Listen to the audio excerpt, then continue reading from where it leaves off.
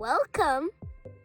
Today we'll show you how to make a homemade birdhouse.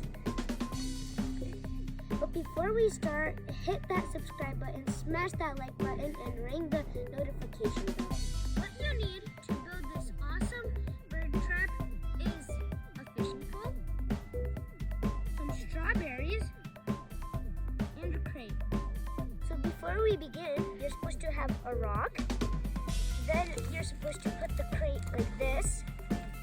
Put the strawberries in over here. And then we move on to the fishing pole. Come here.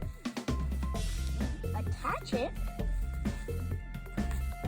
right over here. And then we undo the line.